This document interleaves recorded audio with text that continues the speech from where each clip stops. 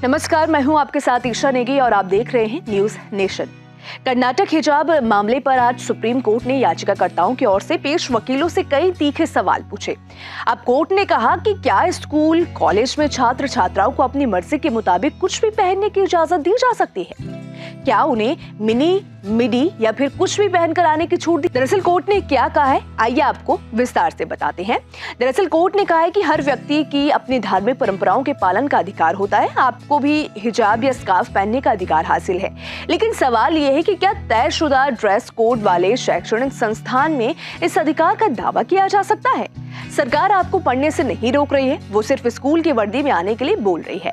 अब सुनवाई के दौरान जस्टिस हेमंत गुप्ता और जस्टिस सुधांशु धूलिया की बेंच ने कहा कि संविधान के मुताबिक भारत धर्मनिरपेक्ष देश है। क्या एक धर्मनिरपेक्ष देश में सरकारी शैक्षणिक संस्थानों में हिजाब पहनने का अधिकार मांगा जा सकता है? ये बहस का विषय है। सुनवाई के दौरान याचिकाकर्ताओं की ओर से पेश वकील राजीव धवन ने पगड़ी का हवाला दिया तो सुप्रीम कोर्ट ने इससे इनकार करते हुए कहा कि पगड़ी की तुलना हिजाब से नहीं की जा सकती है।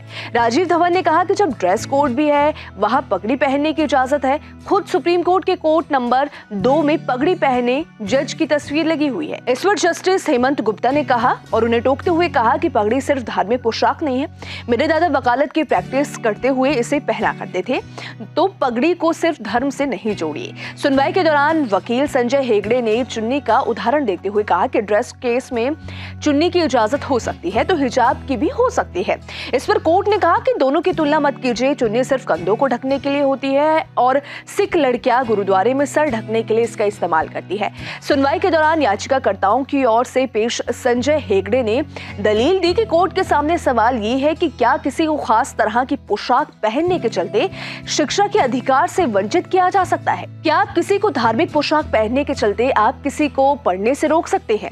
इस पर जस्टिस हेमंत गुप्ता ने कहा कि एक बार एक महिला सुप्रीम कोर्ट में जींस पहनकर पेश हुई, उन्हें रोक दिया गया, वरना वो भी दलील दे सकती थी कि उसे वो पहनने का हक है जो वो पहनना चाहती है। इस पर संजय हेगड़े ने कहा कि लेकिन क्या सिर्फ उसके कपड़ों के चलते उसे कोर्ट का रुख करने से रोका जा सकता है? जस्टिस हेमंत गुप्ता ने कहा कि यहाँ तक कि गोल्फ कोर्स में ड्रेस कोड है। इस पर हेगड़े ने कहा कि गोल्फ कोर्स एक निजी जगह है। इस पर कोर्ट ने उन्हें टोकते हुए कहा कि आप गोल्फ कोर्स को निजी जगह नहीं करार दे सकते। यहाँ तक कि रेस्टोरेंट तक में भी नियम हो सकता है कि वहां शॉर्ट्स पहनने की इजाजत नहीं होगी।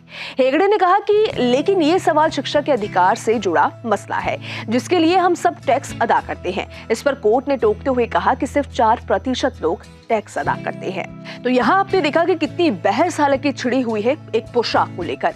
इस पर आपकी क्या राय है? आप भी हमें अपनी राय भेज सकते हैं, अपनी राय दे सकते हैं नीचे कमेंट सेक्शन में। और साथ ही अगर वीडियो पसंद आई हो तो वीडियो को लाइक शेयर करना और हमारे चैनल न्यूज नेशन को सब्सक्राइब करना मत भूलिएगा। विस्तृत खबरों की अगर आपको जानकारी चाहिए तो आप हमारी वेबसाइट newsnationtv.com पर भी विजिट कर सकते हैं।